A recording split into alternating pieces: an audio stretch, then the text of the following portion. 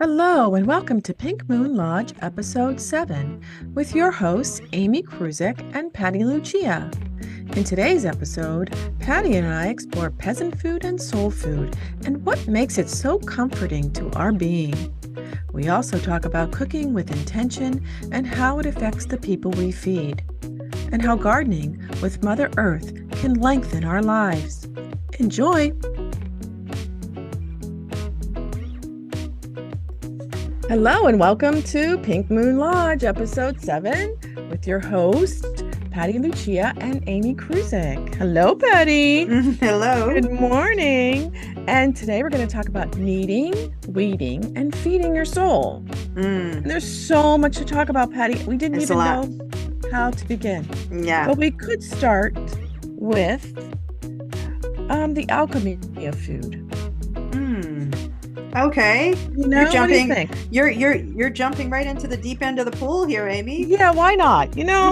Why not? Food alchemy, the energy of food, the vibration of food, the beauty of food. All right. All right. So that's a lot. That's a lot.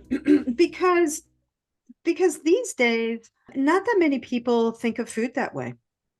I know. We've come so far from this notion that it's all about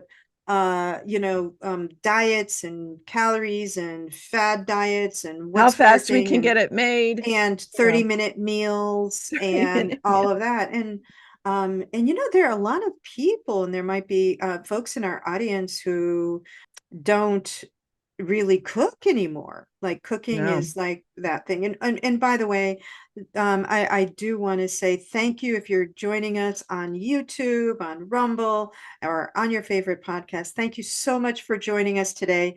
Amy and I are taking you into the kitchen and we promise you that it's going to be a pleasant experience, even if the kitchen is not your favorite room in the house. That's right. we will, hopefully we'll change a little bit of that. But we're also going to be wandering into the garden too a little bit so we have we do have a lot of we do. But what's funny is when you said just even if you don't go into your kitchen, even if you just boil a pot of water. Okay, because we were going to talk about you were going to talk about water. And when I make pasta, I watch the boiling water. You do? And it still boils.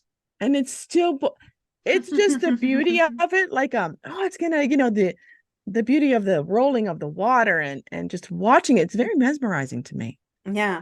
Well, I think that water is still we think we know water, but I think water is still many parts of water are still quite a mystery to us. But water is magic in it is so many ways. And why so let's get into this. Where do you want to start? We talked about kneading, eating, and feeding the soul. So do we want to jump into jump into the deep end of the pool? Jump into the deep end of the pool. So what does it mean to feed the soul? I think I'd like to start there.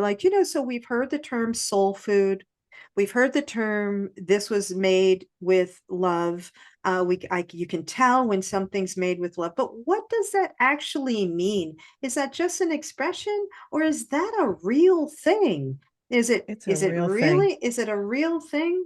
And I think most of our most of our listeners have probably experienced food that was, and often it's like your grandmother, your great grandmother, sometimes your mom, but it's often the older generations who have like these recipes, and you get to eat it like on the holiday or on a special occasions. Like, oh my God, grandma's bringing that casserole or that pie that she makes. I can't wait to have that. It's so good. So, what is it? And then people try to replicate it, and then they can't quite get it just right. So what is that?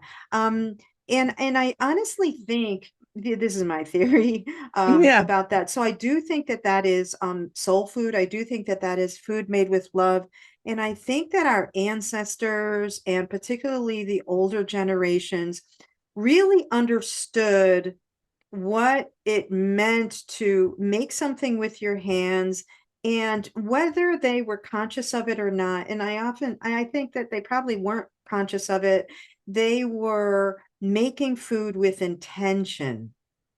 Yeah. Meaning, you're making that pie that your grandchildren love, and you are making it, with that kind of intention. You're Yeah. already thinking about their enjoyment. You're thinking about how much you love your grandchildren. You're having, like that state, that emotional state. You are not making that pie or that dish with with disdain for what you're making. You're making it, there's a kind of an emotional state of making it with this Yeah. kind of intention of wanting to express your love through the food that you are preparing for the people you love. Yes. I mean, my fondest memories are my grandmother standing at the stove stirring her pot of Mm-hmm. sauce. I mean, Mm-hmm. coming in with her apron on, and Yeah. it was just so beautiful to see. And she just stood there and, again, mesmerizing. She was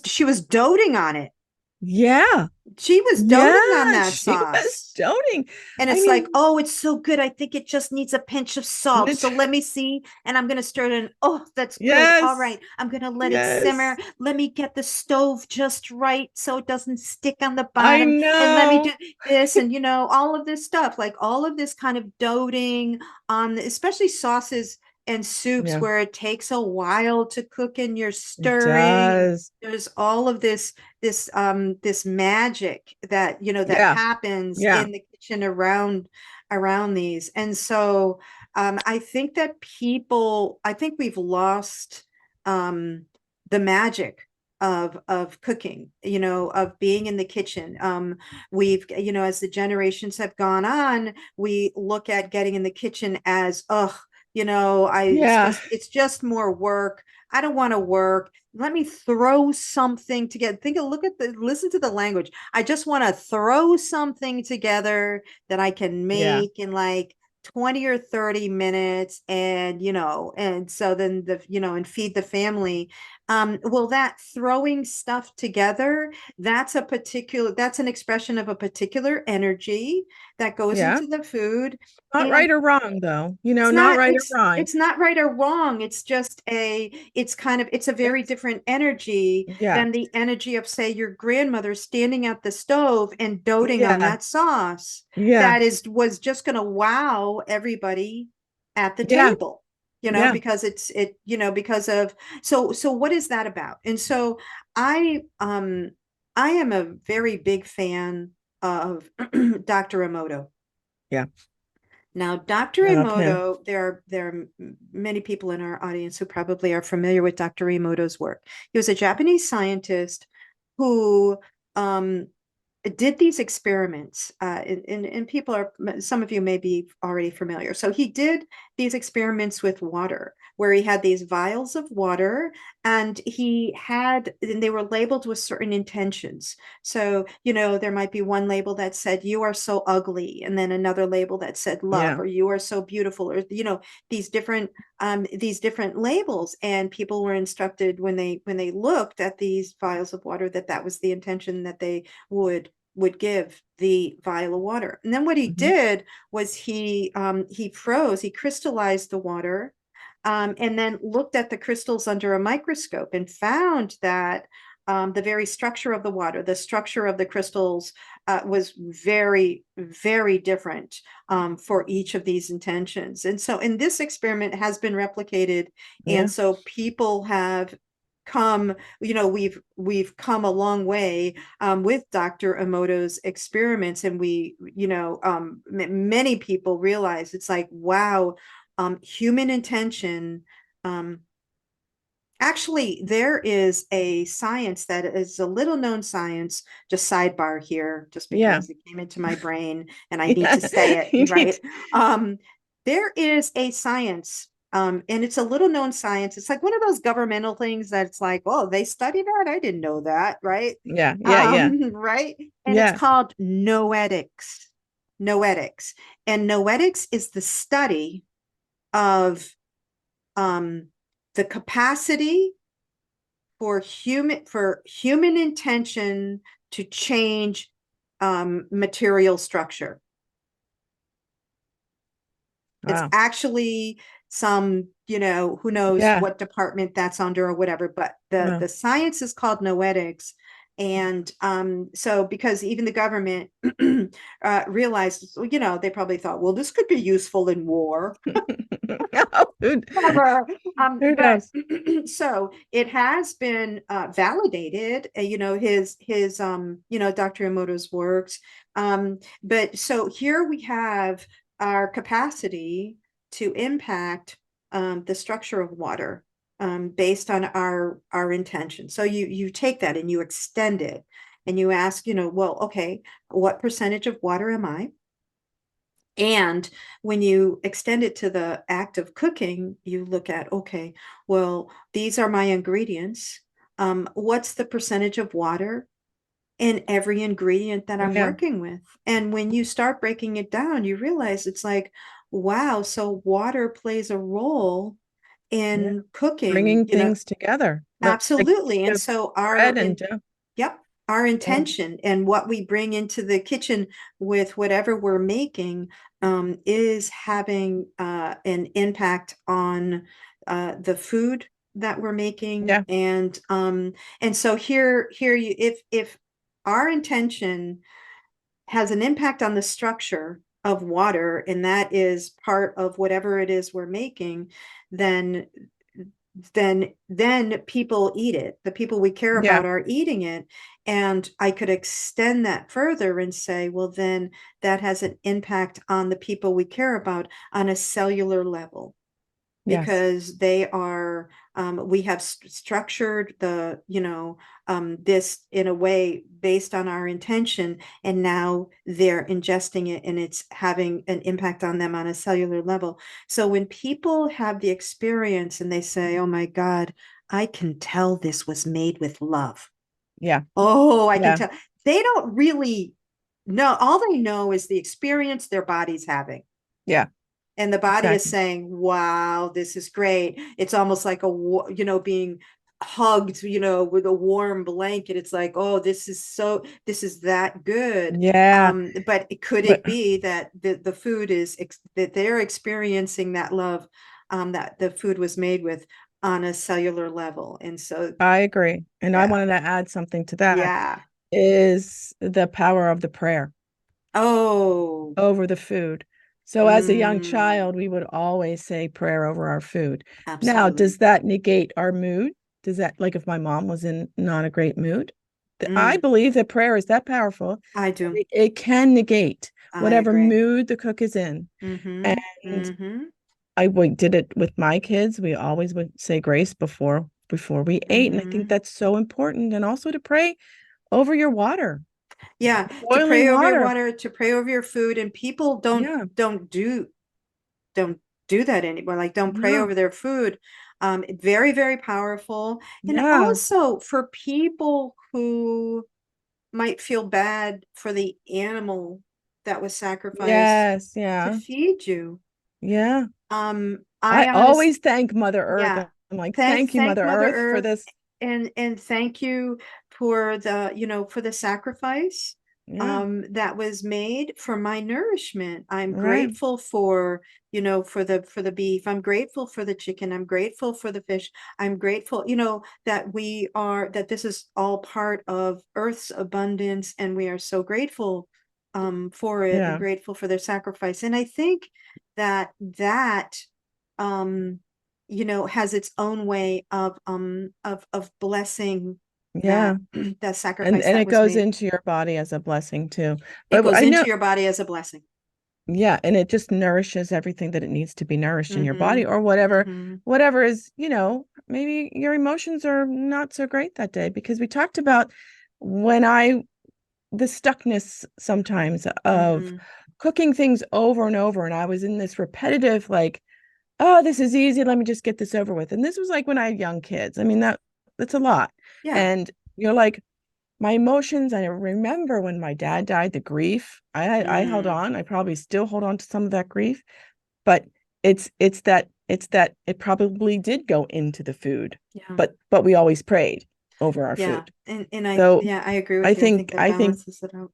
yeah, I think it's all about like know when you're in that repetitiveness that your recipes are going to Yeah. show, Yeah. and you want to Yeah. and you don't want to discover anything new. Like you the don't food want will to, hold that energy. Yeah. yeah, Yeah. yeah, Yeah. I yeah. mean, I think, we were talking about that wonderful movie, Like Oh Water yeah. for Chocolate. And I've Yeah, had, yeah. I've had my own like water for chocolate moments, but, that I'll share. But in, the movie Like Water for Chocolate, this young woman is heartbroken, because her sister is marrying the man that she was in love with. And Mm. because she's the cook of the house, she is tasked with making the wedding cake. Mm-hmm. And so she's making the wedding cake, and her tears are falling into the batter. And so Oh, she's very sad. She's very heartbroken when she's making the wedding cake. And of course, eventually her grandmother sends her out of the kitchen because her grandmother knows this is probably not a good idea for you to be in the kitchen right now. So she sends her wait, out of the she was kitchen. in love with the guy that's marrying her sister, yes? Oh, yeah. Yeah, and she had to make the wedding cake. And so she's very, very Yeah, sad. And so yeah, the next yeah. day, when everybody is sitting around, at the wedding banquet, and it's time for the cake and they're passing the cake around. The cake is very tasty and people are enjoying it. And then all of a sudden, people get up from the table and they're weeping and they feel sick to their Oh, stomach and all of this. And yeah, chaos ensues because they're yeah. all so distraught. And so it's this That's weird. moment where it's like, oh my goodness, her sadness What went into happening? the cake and they have ingested her Oh, her that is a sadness. good metaphor for that. That It is a good, really, it really is. And yeah, I used to, I when I had my cafe, I was very, very conscious that, I kind of looked at I read up on Ayurvedic cooking and so forth, and I yeah, was learning a lot about that philosophy, which is really all about everything is energy and vibration and all of that. And I was really trying to follow that. And so that my intention going into the kitchen was always, positive and good. And I took salt baths every morning before I went to yeah, work, yeah, yeah. so to clear my auric field and so forth. And all right, but there was this one particular morning that I was really distraught. It was at the very end of a relationship, and my partner and I that morning had a very difficult and heartbreaking conversation. So I am going in to the cafe heartbroken, Yeah. and I'm trying to I'm trying to keep myself together. And my little Bridget, who worked at the counter, people like to come into the kitchen and say hello to me, and she was keeping people out of the kitchen because I was literally standing at the griddle and I was still weeping. I couldn't, I was having trouble Yeah, controlling my tears. I would get it together and then I'd start to cry yeah. again. And she was like, oh, we've got to keep people out of the kitchen this morning. Oh And no. so I'm making these breakfast sandwiches. And there's this one young regular who ate her breakfast sandwich, and she was asking for a second cup of coffee. And she stood at the door of the kitchen and she said, I don't know why I feel so sad this morning, but I really feel so sad. And I looked up and I put my spatula down and I told Bridget, I'll be Yeah, right back. And I went into the bathroom, splashed water on my face, looked in the mirror and said, you are not going to yeah, make sad food for people today. So yeah. whether or not my sadness Did had that anything right. to do with that breakfast sandwich, it was a little bit of a wake up call for me. It's like, Yeah. look, And you need awareness. to, yeah, you need to be aware of your emotional state. you're making food for people. You need to kind of get this Yeah. in check. So I got Yeah. myself in check and came out and, Yeah. was able to proceed with the rest of the day. But that was just that one moment. That was that like water for chocolate moment. It's like, oh no, no, no, not doing that. Oh, I'm not doing that no, today. that's a cool connection though that you made from that movie Mm. with what happened that day. Because Yeah. I think that, we all go through emotions, right? And Mm-hmm. if we're cooking, it's just to be aware of, okay, let's flip the frequency of this right now Mm-hmm. in just this Mm-hmm. moment, and let's make this beautiful meal that we want to make for our family. Exactly. And just kind of like that's a simple little thing you can do, and then go back to your Mm-hmm. emotion that you need to deal with Yeah. at that moment. But I didn't know those little tricks. So, you Yeah. know, it's Yeah, it's there it's are, just there yeah. are little And tricks out there. it's like, for instance, I don't think that there's anything wrong. Like if if you've committed yourself to never making a meal for the people you Right. love angrily, like when you're in an angry state, Yeah. all right, you're enraged or whatever, you're deeply upset, and you feel like you can't get your stuff together, there's nothing wrong with ordering pizza. It's like, it's pizza No, night. It's even pizza grilled night. I cheese. don't want Yeah. to do this to my family. Let me, No, I was just let's just thinking do the that, pizza Patty. or whatever, because, I think it's really important to be Yeah. aware of the energy, the energy that we're bringing into the kitchen. Yeah. So if you're And let me bringing, just yeah, go ahead. I want to tell you something sweet that just Yes. happened last week. So my husband and I were just having coffee, and he goes, "Do you mind making me some cream of wheat?" And I'm like, "Oh, no." He goes, "I like when you make the cream of wheat." Like, it's cream of wheat. Yep. It's It it's doesn't matter.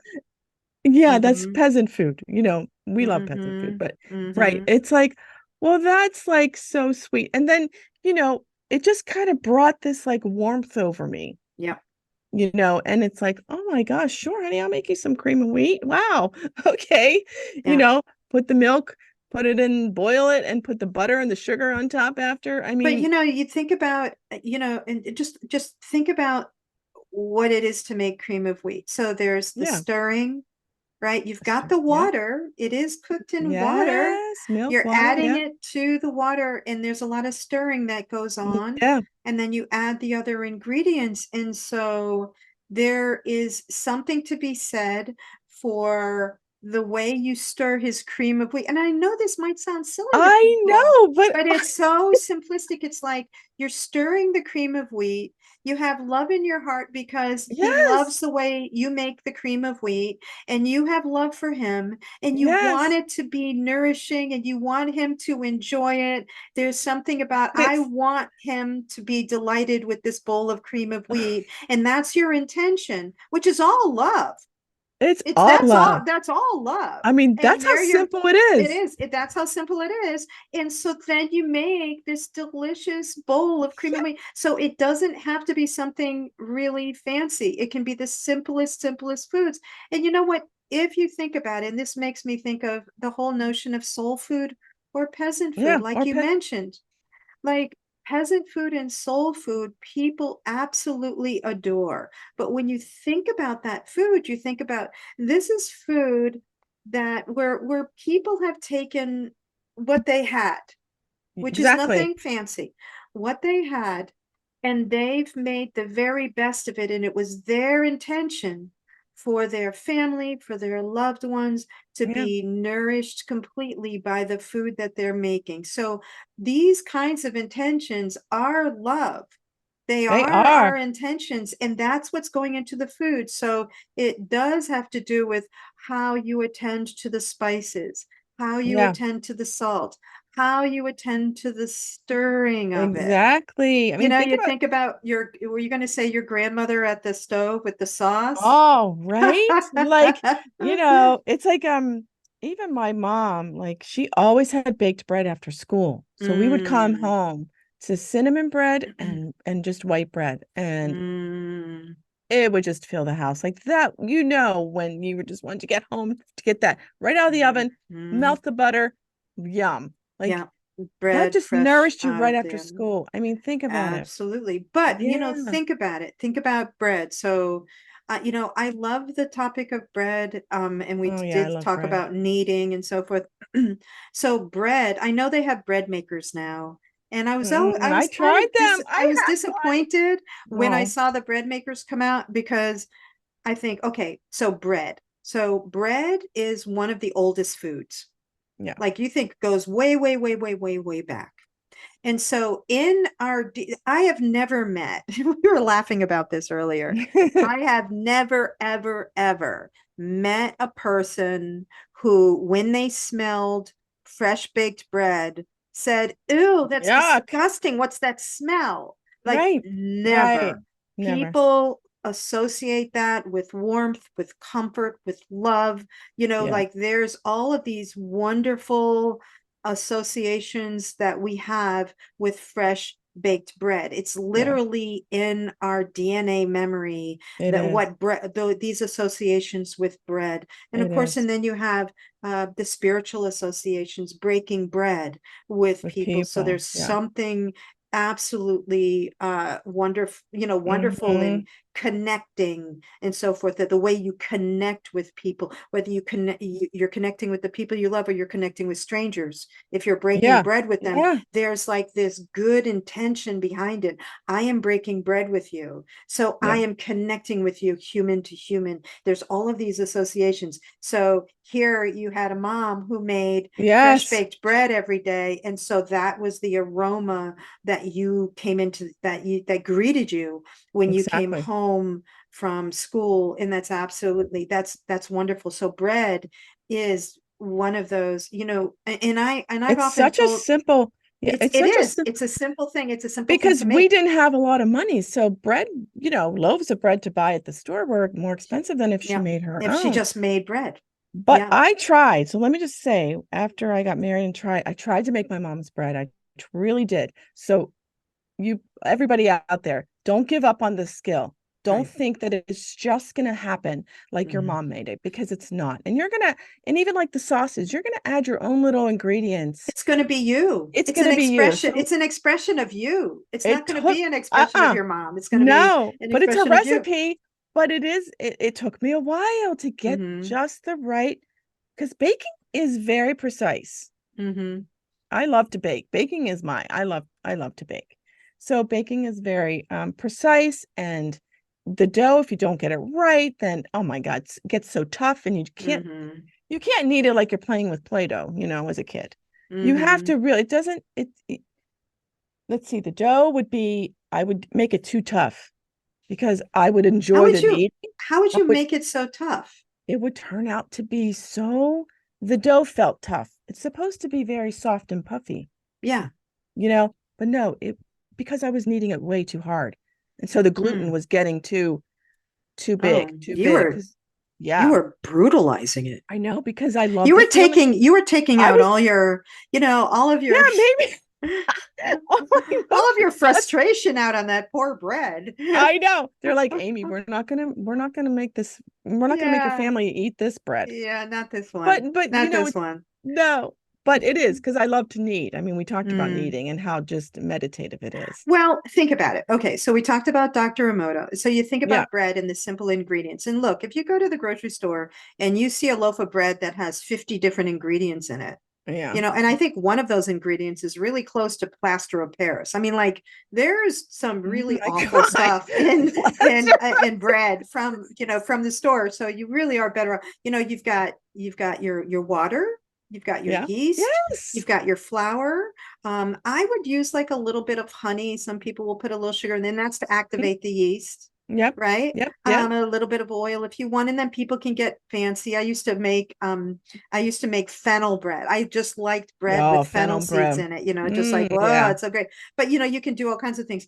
But so and then you let it rise and then you knead it, but there's something about kneading it. So here you're using your Yeah. hands, and Yeah. people like healers, walk Yeah. around, It's it's like, oh, they have activation. healing hands. Well, Activate. that's because of the energy that comes off of our hands, Mm-hmm. right? And so Mm-hmm. when you talk about intention, how is that intention emitted from you. Yeah. So it does kind of emit from you in general and from your toroidal field, but our hands are very powerful emitters of our energy and of our intentions. And that's why healers who use their hands to massage and do all of that, they're able to do, and there's that whole expression, laying hands on someone, healing hands, and so forth. That's because of the energy that comes off our hands. So let's say, and I think so many of us have that healing kind of quality, and we don't even know it, but here you are, now you're using your hands to make bread, and you're kneading it, and you're there, and you're in this. I honestly, when I would be in the kitchen, I don't know if you've had this experience, I would get into a meditative state. Oh, for sure. You are in this meditative state that is similar to the state that that artists get in when they're doing their art and so forth. And so there's a whole kind of multi-dimensional kind of thing going on. Your ancestors could be coming in and whispering in your ear. There's all kinds of stuff that could be happening. The Holy Spirit could be moving through. I mean, there's like all kinds of experiences that you could be having in the kitchen as you're kneading. So the act of making bread, and kneading the dough is more powerful than people think. And so you actually knead it twice, and then you bake it. So I'm more of a meditative person. As far as baking, I'm more meditative. But if I'm gonna make a soup or like a stew, like a lot of chopping, a lot of vegetables, I put the dance music on.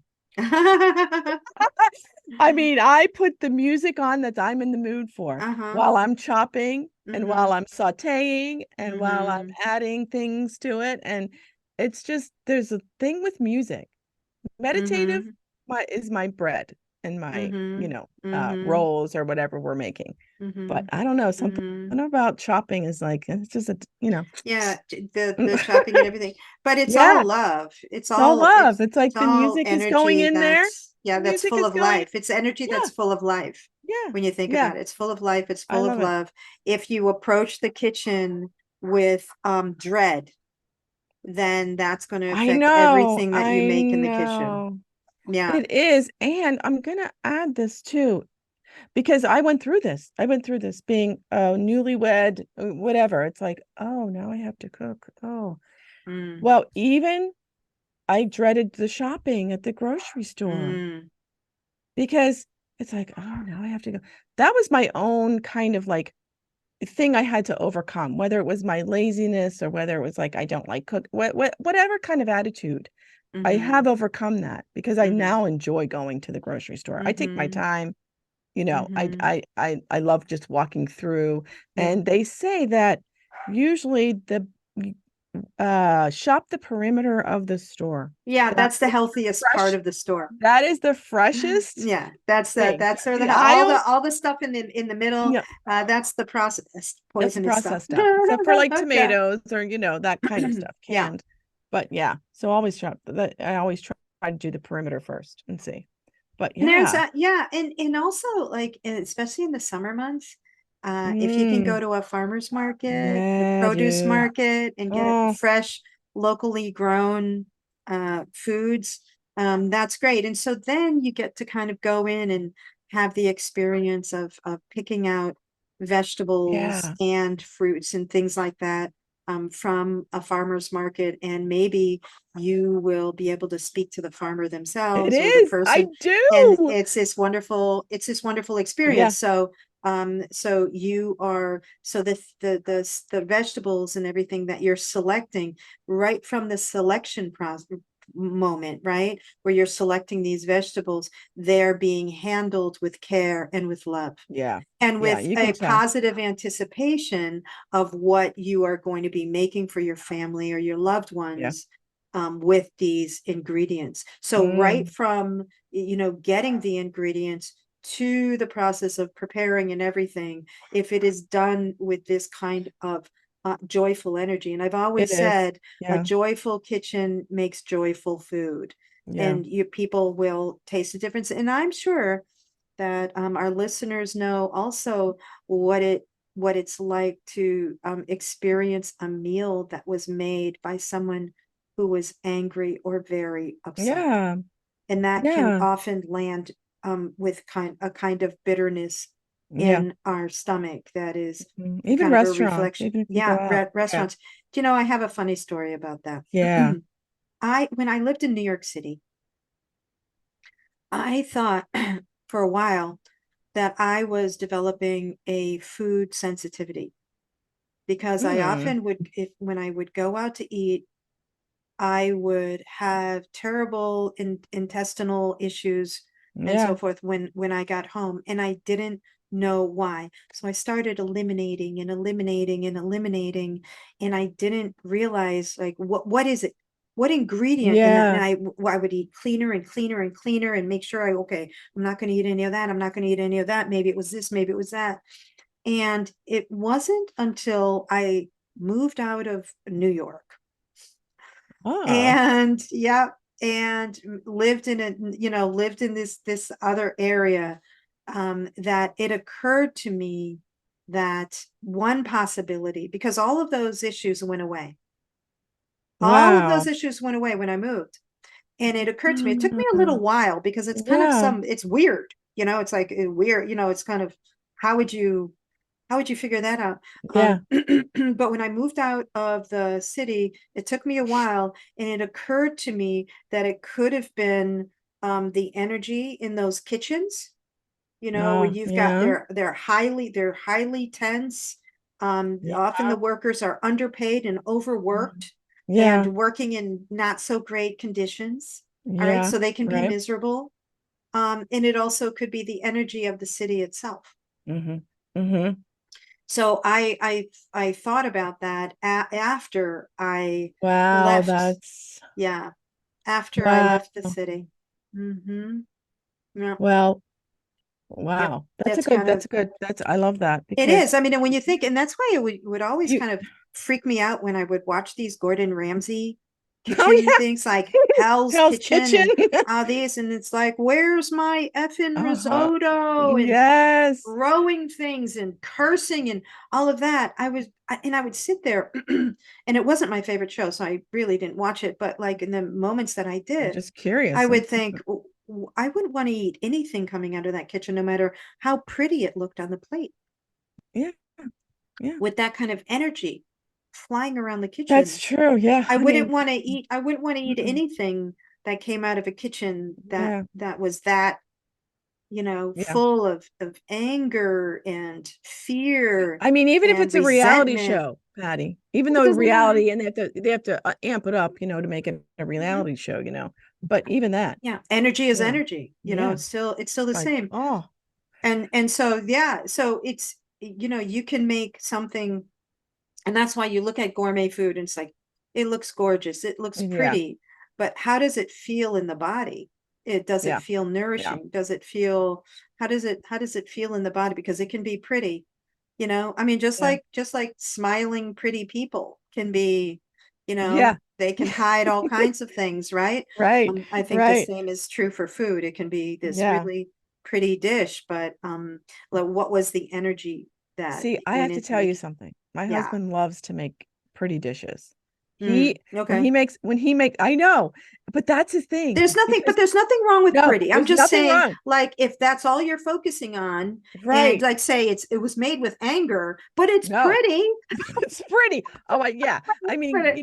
it's just funny how when he makes a salad, it's like he places each little thing like it's just so Yeah, cute. He's just so yeah. cute.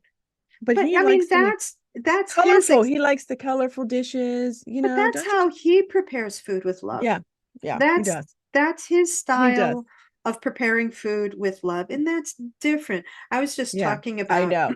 focusing on pretty Well, that's and what that show's about, forgetting isn't the it? Yeah. intention, Yeah. and it's like, yeah, yeah. So Oh, I have a better story now for New let's York. hear it. Let's hear the opposite of what I've experienced. Over the weekend, I went to a 70th birthday party, which is my son's future mother-in-law. And my daughter-in-law's brother, who lives in Brooklyn, brought these pies. Okay. Okay. And the pie place is called 4 and 20 Blackbirds, and it's in Brooklyn. Shout out to them because Okay. he brought these pies and they were orgasmic. I'm like, oh my God. they were the most delicious. I've never tasted a pie like this, Patti. Have you ever been there where you're like, I've never tasted anything like this. What the freak? And Mm-hmm. I'm like, this is so delicious. And so they were two sisters that are from South Dakota. And one was in finance and one was in sculpture. And I think they lived in New York City already. And their grandmother, back in when they were little girls, they had a restaurant. Their mother had a restaurant, a kitchen, and the grandmother made the pies there. And so I guess they got this great idea. It's like all they do is pies. All they Just have this pies. thickest crust. Mm-hmm. Even the fruit that goes in them is delicious. And I'm gonna take a drive up there. For sure. It's They like, have a okay, pie so counter. Yeah, they have a pie yeah. counter where you can sit there. There's like 10 seats. You can come in and take a pie and some coffee. And Mm-hmm. that's it. And That's all you need. Yeah. they mostly work for restaurants. So they give, Yeah, it's all wholesale that they oh do. yeah. That's how they make their money. You can buy them. You can buy them, but delicious. I'm Well, telling you. there's something really, really wonderful about pie. It's like, so Something. here's where, you have all of the fruits that you've been able to harvest Yeah, and you cook everything. them with these wonderful spices and you make these wonderful pies. There's also the savory pies. Now, pies, I believe, Mm. first began as savory pies with meat and different Yeah, meat herbs in pies. them. Yeah, in London, I Meat had a meat pies. pie. Right. Yes, That's in the and that's UK. how I think the concept of pies began. But you have this wonderful, again, it's just like it's a little I'm bit telling like you. bread in that way, and it's made and like the filling is made separately and then it's put in the pie and then you have Oh, the it's crust and it's all of everything. this and there's just it's just a wonderful experience. So these two women, have Decided this like grandma's recipe. grandma's recipe and Handed in a way down. think about it, so an ants they are in their business whether they're conscious of it or not, Mhm. they are spreading their ancestors love Yes. To throughout, me. to To me. thousands and thousands and thousands of people all over, all over, like far beyond South Dakota, where Yes. grandmother lived and made pies. Now Yes. her influence, her love is now spreading and it's spreading through Yeah. food. And I think like people, we don't, it's a mistake to underestimate the power of food. I often say that if you're having difficulty understanding a culture, sometimes we have difficulty understanding or like connecting with people who are very different from us. But Yeah. you But walk into a restaurant where they're serving authentic food from that culture, and when you leave, you have built a bridge to that culture through the food. You have a yeah. deep like an intimate understanding, in a way of that culture. You may still not know much about it, but you definitely have an appreciation Mm-hmm. for that culture through food. So food is a bridge builder, Yeah. between cultures, and Yes. so you don't never underestimate No. the power of food. I remember we went to Puerto Rico and I remember tasting my first fried plantain. Oh my God. Oh my gosh. So delicious. Like Mm-hmm. I would have never, but now, I mean, you can probably go into major cities and get that, but yeah, that was like, Mm-hmm. whoa, like that is authentic. Yeah, when It- you think about it, like the yeah, things that we really appreciate about other cultures, like on a yeah, deep level, often have to do with foods that we've had from that culture, and they're like, oh my yeah, goodness, yeah. they what they make, this and that, and what they make.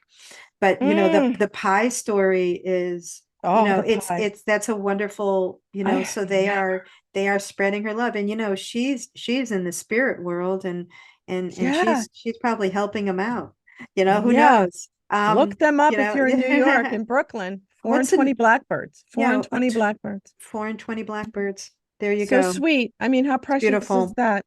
Yeah, that's Beautiful. That's Mother beautiful. Goose. It's Mother a great Goose. story. And you will see that oftentimes people will start a food business based Yeah. on family recipes. Yeah. Right. From And they sure they perfected it and they, but telling you. yeah, I took a piece home, Patty, and I'm type 1 diabetic, so I can't eat like a yeah. whole piece of pie. So I, Mm-hmm, I have little nibbles and mm-hmm. and every single bite that I took throughout the weekend was amazing. Yeah. It's like a Amazing. little piece of heaven. Mm-hmm. So I savored that little piece of pie that I That's took home beautiful. because they're like, take a piece home. I'm like, Mm-hmm. oh my God, I will. I'll take a piece. Yes. And I'm gonna go. I'm gonna drive to Brooklyn. I really am. I am gonna check it out and tell those women. I mean, why Mhm. not? Yeah. Yeah. Why not go have a piece of pie? Yeah, that's beautiful. So we it is summer, and Yeah, yeah. so we did want to talk a little bit, because we said kneading, weeding, feeding Mm, the soul, and so we would be remiss if we didn't touch on a little bit of gardening. Uh, yeah, so yeah, this is I don't know about you, but like I've been really enjoying here up in Georgia. I've been really enjoying the farmers markets yes. here, and going to the farmers markets, and getting my first Georgia peaches, which are Oh the my absolute God, best, amazing. and buying these vegetables from the farmers markets. There's that, and for those who can grow their own food. This is a time of year where people are, um, they've got their little, they've got their little Yeah, garden in the backyard, container or they've gardening, got their right? container garden, or if they're, like my sister, I'm, up in Massachusetts, and I'll be visiting in a few weeks, and Yeah. I'll get to go Oh to her yeah. garden. It's one of my favorite things to do in Massachusetts, where she belongs to a community Yep. garden, Yep. and so she Mhm. has like more space to grow all kinds of things, and there's something really precious about growing, even if all you have is a container, and you have one tomato plant, and from that tomato plant Mm. in the whole year you get like 5 tomatoes. Think about how special, how wonderful Oh, those tomatoes are. So right. you're growing. So not everybody gets to grow at a scale like, say, my sister Diane, who she grows. It's so abundant, and it's quite an Yeah. abundant year. She's bringing vegetables to my mom. She's bringing vegetables to this Yeah. one and that one. You And she's almost going to be have, preserving and all kinds of stuff. Yeah. yes, preserving because you almost have overabundance. And what do you do with that? Yeah. The Well, there are lots neighbors. of, yeah, there, Yeah, and the she's neighbors. figured it out. Yeah. Yeah, There's the I love that. neighbors.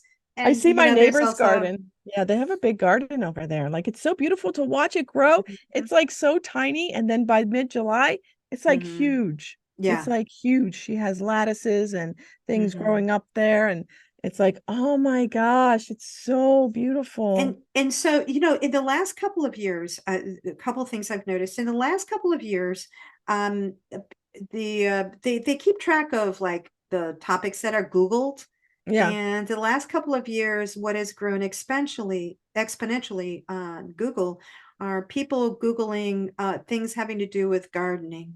yeah, So there is kind of an yeah, explosion of people wanting to garden, even if they have just a couple of containers, or they have a right. little plot of land, or Yeah, they're joining a community garden.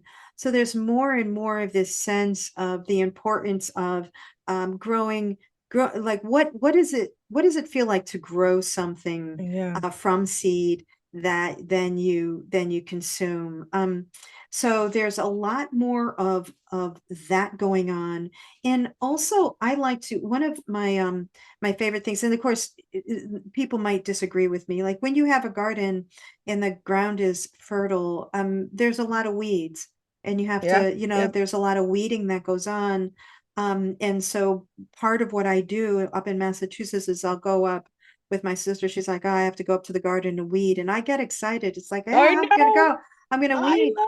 But I think love to about weed. I think about gardening metaphorically, and when I'm up there weeding, I kind of, because I'm a writer, so I kind of Yeah, like my right. Yeah. metaphors. But when you think about gardening and you think about it as a metaphor for life, that's something that you can use with intention when you're in your garden. So I have these seeds, I'm planting these seeds. You plant seeds with intention. Are there wishes and dreams that you're planting along with these seeds? And then you nurture them, and then you water them, and Oh, then yeah. as they grow, you're weeding. And so what is that a Mhm. metaphor for? Well, we want to eliminate anything that is interfering with the growth of our garden, or Mhm. the growth of the things that provide life and vitality in our lives.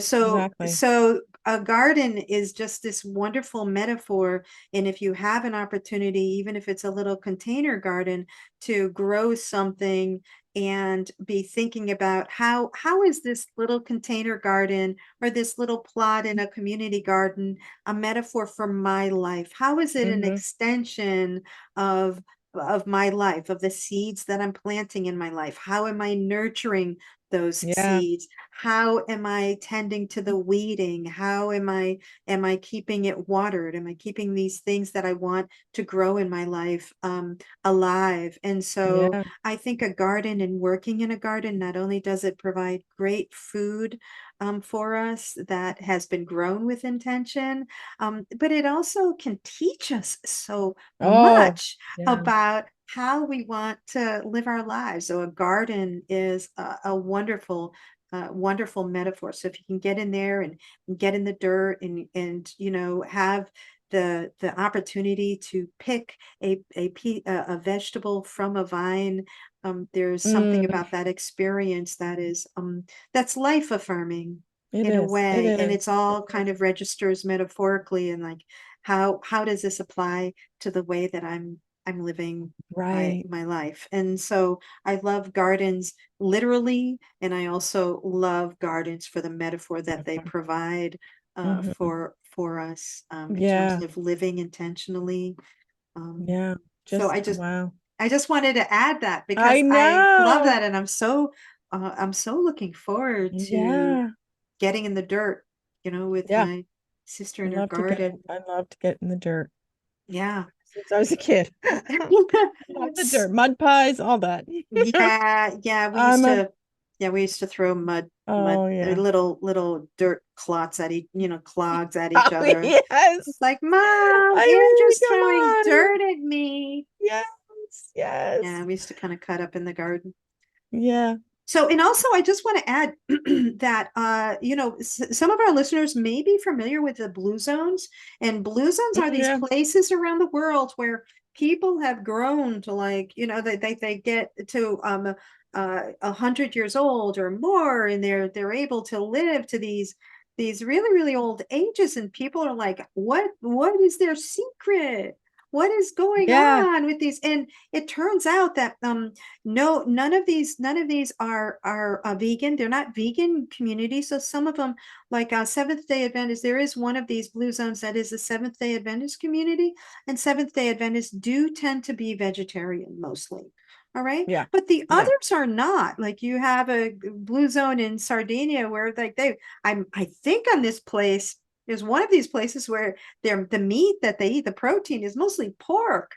And we Yeah. think, oh my Yeah. God, pork, and there are different, and some of them, drink copious amounts of wine. And so you think, well, what's going on? Like, how are they, and there's some blue zones where it's like, well, they don't seem to be eating, really super healthy food. So what is going on now? One of the things, though, that I will say about these blue zones is that most of them, people have gardens. Yeah. Yeah, most Yeah. of them, people do have gardens, even if it's just for one thing that they grow. Oh, I grow my own tomatoes or whatever it is. So gardens, those seem to be and maybe it's because gardens keep us connected to the earth. There's something Yeah. about, how everybody talks about grounding and how important that is. Well, there are not that that's many definitely things that are grounding. more grounding than The earth. being in the earth and being in the garden. So there's something about that's really life affirming, that may go beyond the thing that you're picking to eat. It's Exactly. literally being But let's in the not. garden. I Yeah. just didn't want to forget about flower gardens, because I'm more of a flower garden. I You like would the be. You I would be. would You look like a flower garden kind of I gal. have It's herbs, like, but yeah, that's yeah, Patty, those tomatoes. But I want to grow. What do I you want to grow in grow your flower? flowers, Yeah, what do you? hydrangeas, you know. I grow certain perennials that bring the hummingbirds and the Oh, butterflies I and the love that. bees. So I have those all around me, and the birds. So I like flower gardens. Okay.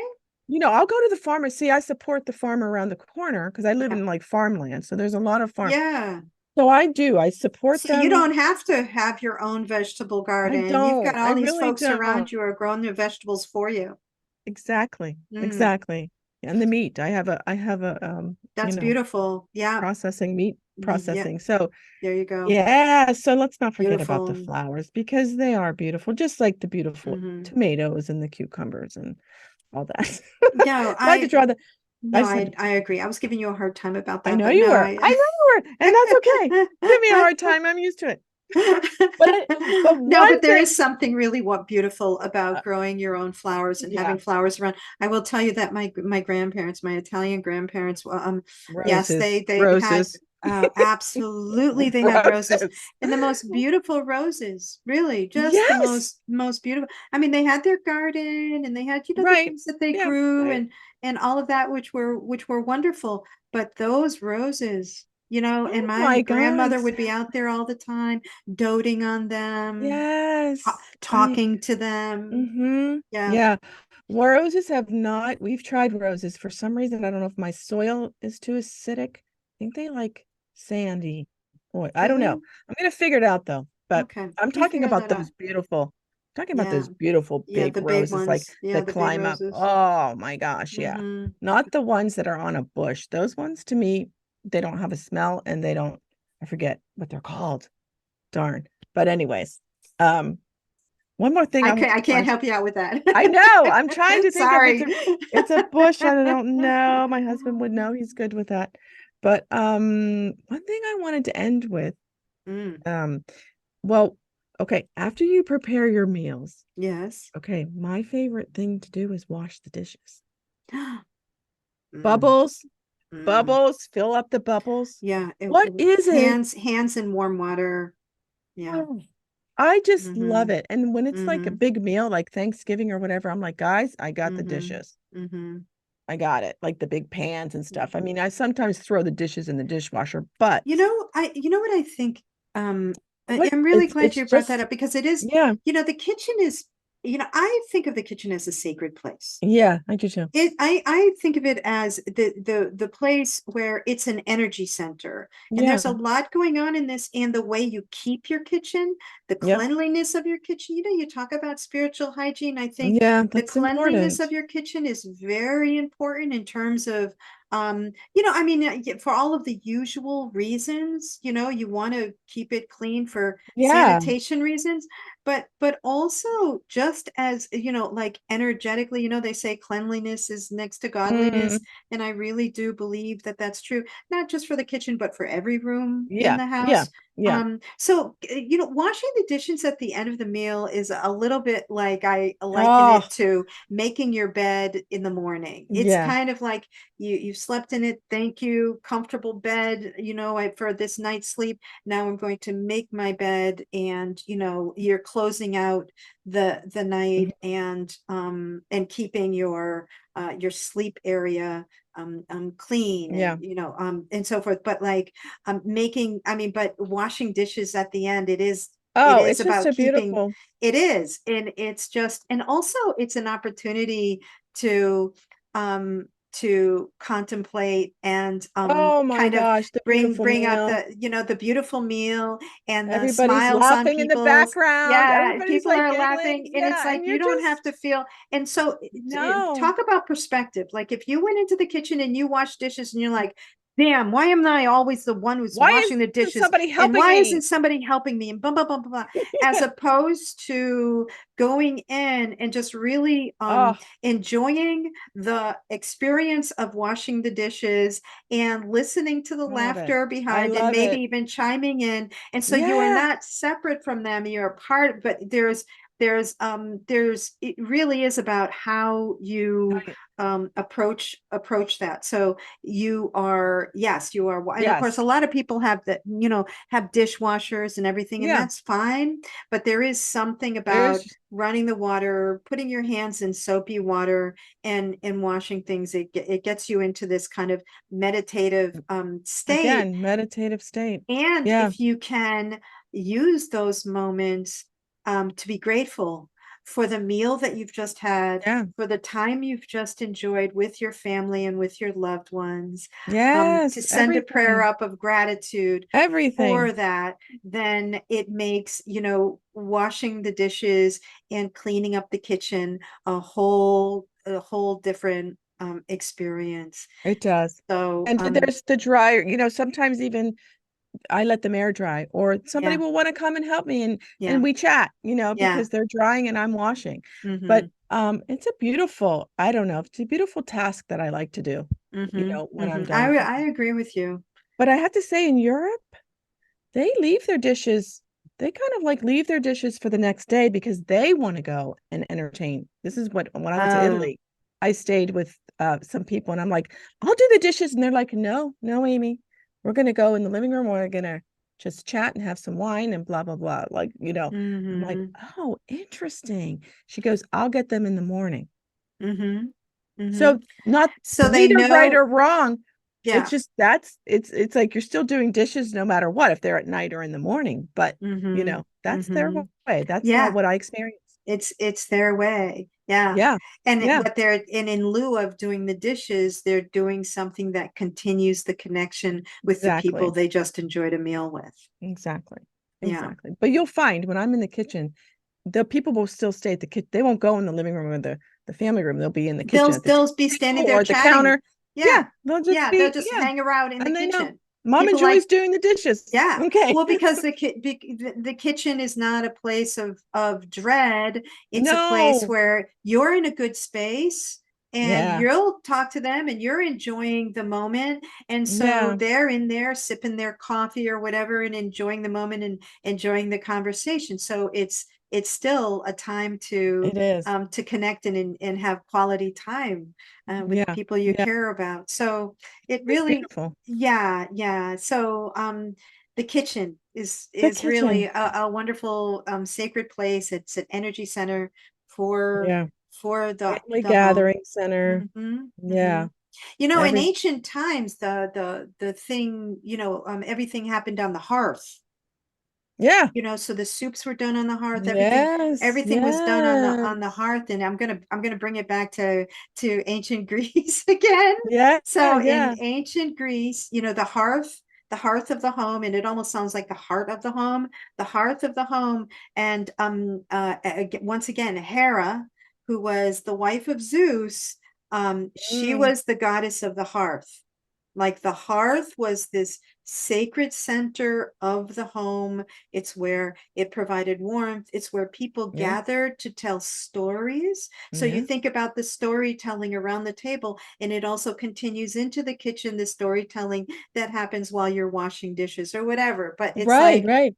but back in ancient times, it was the hearth that was the provider of warmth, where storytelling happened and where food was prepared, and it was sacred.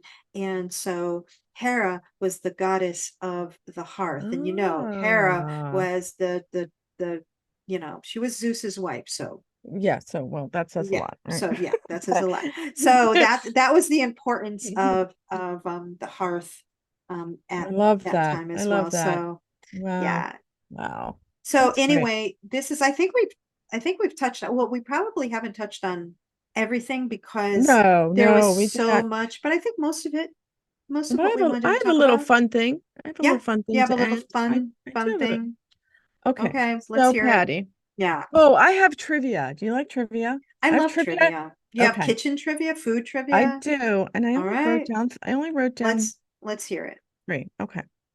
Which 2 spices are the most popular?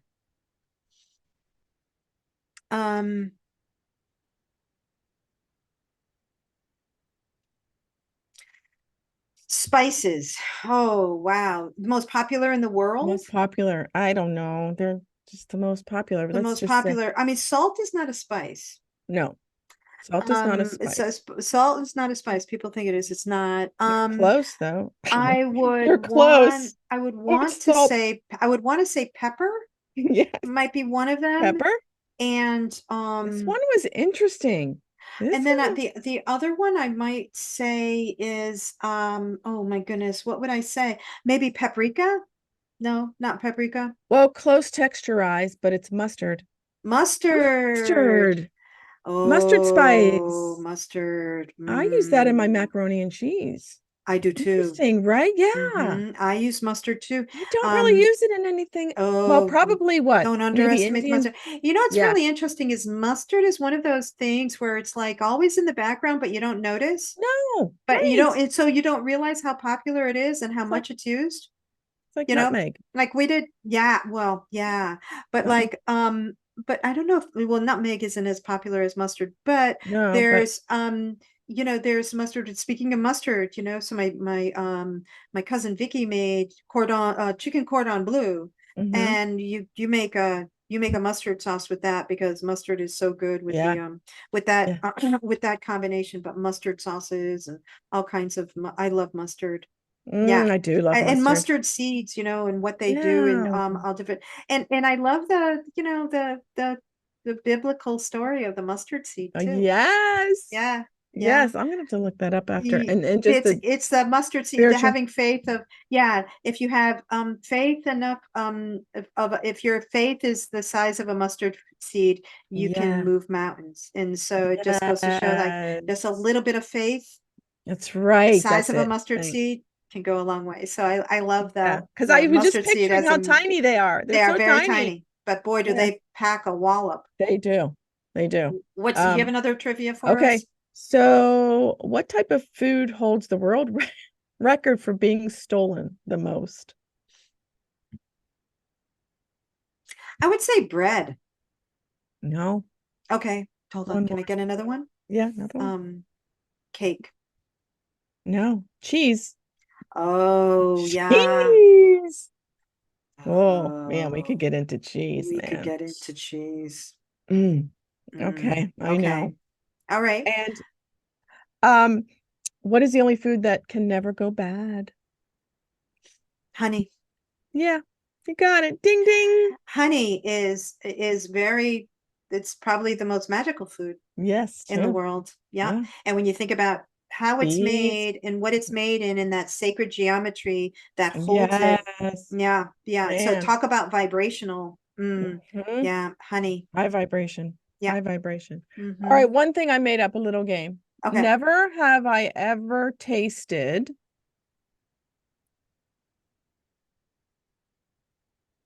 There are very few things I haven't tasted, sweetie. I had a hard time thinking of this too, but one thing I've never tasted was caviar. Oh, I've had caviar. Oh no, fish eggs? No, I don't know. There's something about the texture. Never have I ever tasted.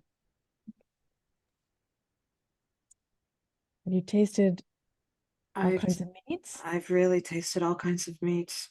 Yeah, I have. Wow. Yeah, never have I honestly, no. Okay. And I've tasted, when I was young, because my mother used to say, if you guys aren't going to eat that, there are starving children in the world who would eat the bark off of the tree. And so it got me curious. It's like, what does bark taste like? So yeah. Okay, you tasted bark. I've even tasted bark. Wow. It wasn't a pleasant experience. No. But I did. Dry. I'm dry on that. Did you dip it in mustard? Oh, I should have. You should have dipped it in mustard. But all kinds of.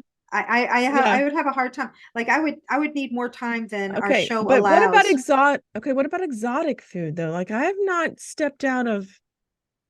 I don't know what would even be exotic. Like octopus. I've had that. I've had octopus. I don't even know. Yeah. I've had ostrich. I've had elk. No. I've had a lot of, yeah. wild boar. I did try frog legs when I was in France. I've had frog legs. Yeah. Yeah, they're actually really good. Yeah, they taste like chicken. They taste like chicken, they do. Okay, never have I ever baked what's one thing you've never baked but wanted to bake? Pretzels. Oh, I've done that. I have a really good pretzel recipe. Yeah. Oh, I made those with my kids. Yeah. Okay. Yeah. Pretzels. Used to make them. With mustard. What? Mustard, of course. Of course. Mine was do you remember Alaskan pie? Oh yeah. It was this like meringue kind of thing. I've never made that. It looks so pretty. Yeah, I've done that. Baked Alaska. Never have done baked Alaska. Yeah, I've done baked Alaska. No. Yeah. Yeah. So, and never have I ever cooked. What is that? Never have I ever cooked what? Mine was sushi. I've never tried sushi yet. I've never tried to make sushi. Yeah. Well, I wouldn't do sushi because I'd be afraid that I'd pick the wrong fish and kill everyone. No, you can do vegetarian, California. Oh, California rolls. Yeah. Yeah. Yeah. All right. Yeah, I've never done that. So I've never tried to make sushi. It looks I love watching the people making it, but yeah. But no, you're talking vegetarian sushi. It's not even sushi. I don't know what that is. Yeah. It's probably called something else. Oh, okay. Yeah. You're talking about there's sushi and sashimi. And okay. Sushi usually has like, some kind of fish. Okay. Raw. Okay. Raw. Yeah. Yeah, raw. Yeah. Yeah. I stay away from that now because of all this stuff about mercury. Oh yeah. Whatever. Yeah. So tuna. Well, anyways. Okay. So there you have it. There's our trivia. There's Amy's trivia to kind of wrap things up. But we are so grateful for all of you who have joined us today. We hope that you have gotten some inspiration or a laugh or learned something from our journey. Again, we are two ordinary women on a journey of our own awakening and living into the best humans we can be. Yes. And we're just sharing this journey, and we hope that you gain something from listening to our experiences, maybe a laugh, maybe a little inspiration, maybe an idea for something to make in the kitchen today. Let us know. I was thinking maybe I should post I make this peasant bread. Maybe I'll post a peasant bread. Oh yeah. Yeah. It's easy, guys. Recipes. You don't even have to need this one. You don't even have to need it. Yeah, because and I can see where that would be helpful for you, given that you've had a little bit of a challenge with. I did. I've overcome it. Because I stuck with it. I think it might have been an emotional thing. It probably was. What's up with that? Something. Whatever you did to that poor bread dough, I just don't. I killed it. Yeah. So that's the bread dough that you kind of just you need because you needed to work something out, and then you throw it away and you start over again. Exactly. So now that you've worked all that out, I did. I worked it out. Yeah, you worked it all out. Get rid of it. Don't serve it. Don't give it to people to eat. Yeah. No. But peasant bread is peasant bread. Oh, yeah, I'd love to hear about that. Nice. So again, if you haven't already joined our Facebook page, on Facebook, Pink Mood Lodge, we post our podcast usually a day or two before it does get released on podcast on Wednesday. So that's an advantage. And we also post other silly things. And Amy's going to post a recipe this week for peasant bread. So if you're interested in that, I'll find a recipe to post to. I'll post a recipe because, Yeah. So we'll do that. I have to think about what I'm going to post. All right. So this has been a lot of fun. Great. And Amy, you wanna wrap up with something other than trivia? Other than trivia? Well, you can find us on Facebook, YouTube, Rumble, and you can like, and share. And if you have any comments, let us know. Maybe topics you wanted us to discuss. Yeah. Whatever questions you have about today. Maybe you forgot about, 4 and 20 Blackbirds in Brooklyn. Maybe you want to go there. But yeah, so I appreciate everybody that listens and watches, and stay magical, everyone. Stay magical, everyone. Until next week, we'll see you then. Yeah, see you then. Bye. Bye.